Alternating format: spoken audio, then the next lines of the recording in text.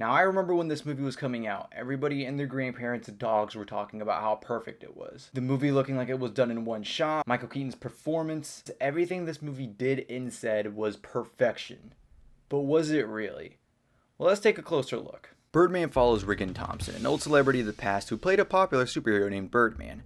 Birdman was incredibly successful back in the day, but he didn't really have anything afterwards to keep his career moving forward. Regan decides he needs to be back in the public eye, as well as gain respect with his Hollywood peers. He decides to write, produce, direct, and star in his own play in hopes to turn his career around and be recognized as a talent once again. While putting on the play, he goes through so many issues that at one point he just debates canceling it altogether, hiring an actor that won't stop giving him problems, critics who are planning to ruin his show, his own personal issues with his daughter and wife, his alter ego character that he played in the past that still haunts him to this day, albeit in a funny way. It's all coming at him at once, and seeing Regan try to juggle everything is both entertaining yet depressing. You want Regan to have a great show, but just as he fixes one issue, another two come up. He got a new actor to replace the old one. Well, he's a controlling maniac and he wants to get with his drug-addicted daughter. The story may not be the most original ever told, but in execution it's damn near flawless. Michael Keaton plays his character to a T, whether it's because it kinda simulates his real life, playing Batman back in the day and not finding huge success after, he gets this character. Regan is going insane trying to make this play work, going as far as to give up his own home that he's supposed to give to his daughter just to pay for the play. Also not helping his sanity is the character of Birdman still haunting him in his head, saying this play is going to be a waste of time, they should have done Birdman 4, they should have taken that reality show that they were given. It's his own personal demon and it's just attacking and withering him down, and by the end of the movie, Regan's completely lost it. Not to say he was completely stable at the start of it, the first shot of the movie is him floating in his underwear, clearly this man is not right in the head. Ed Norton is also in this movie and he plays Mike Shiner, who does a great job, and if it weren't for J.K. Simmons' role in Whiplash that year, I believe he should have won the Academy Award.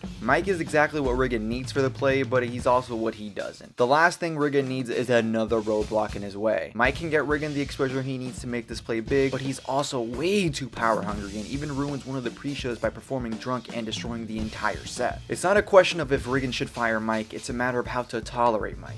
Regan needs to get along with him, and that's what makes the story so entertaining to watch. Speaking of entertaining, you might think so far that the movie may seem as though it's a serious drama, but it's really not. It's pretty damn hilarious. It's the type of humor where you feel like you shouldn't laugh, but you do anyways. A black comedy, if you will. There were times where I was laughing out loud because the performances and dialogue were hilarious.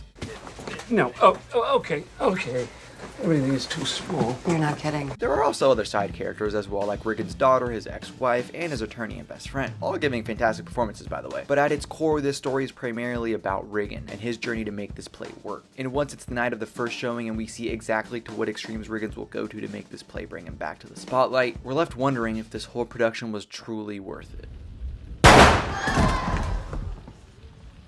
Visually, this movie is the textbook definition of how to make a film beautiful and engaging. The camera is a character in and of itself. It has an elegance to it and it glides around seamlessly, and unless you're an editor, you most likely won't see where the edits take place. Colors are also implemented in great ways. The cool blues and dreamlike sequences, the reds in scenes where we should feel fear or anger, or my favorite is juxtaposing the colors and the emotions we should be feeling. An example being a color associated with calmness, blue, to invoke the opposite emotion, fear. The editing is invisible here, but that was the intention. Had the editing been noticeable, the whole purpose of the film would be ruined. We should be able to notice the editing, which is why to this day I'm left scratching my head as to why exactly this wasn't nominated for a Best Editing Oscar.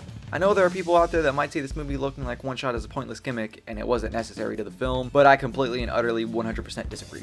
Once you're engaged in the story and the characters, you forget that it's even done in one shot. If the movie had been done poorly, then we would be in constant reminder that it is done in one shot. In an actual play, there are no cuts. You get it right in one take or you make a fool out of yourself on stage and you gotta find a new career. The decision to make this film look like it was one shot was an ambitious one, but they stuck the landing, and oh my god, is the end result absolutely gorgeous.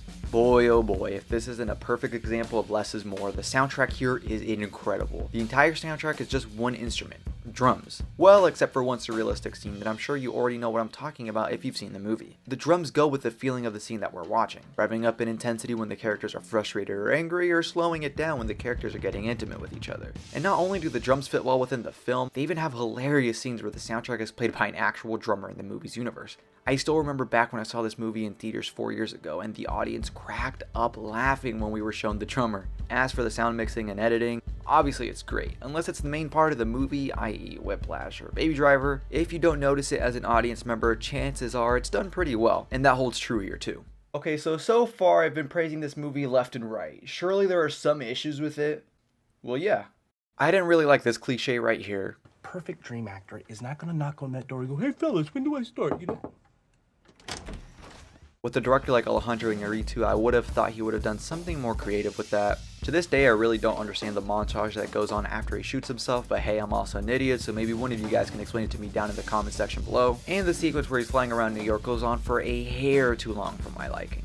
As you can see, most of these problems I'm really just nitpicking, because in all honesty, this film is kind of perfect. Within the big 2-hour long movie, I could pick out so many great details and decisions Alejandro chose to do, but we could honestly be here all day. I'll give you some of them just so you can get an idea. I love this shot right here. It's the first time we see all 3 characters. The depth of the shot as well as the positioning of the characters is just pure perfection. I like the motivated camera movement here. The change in mood and color is so precise in this scene, and this entire sequence.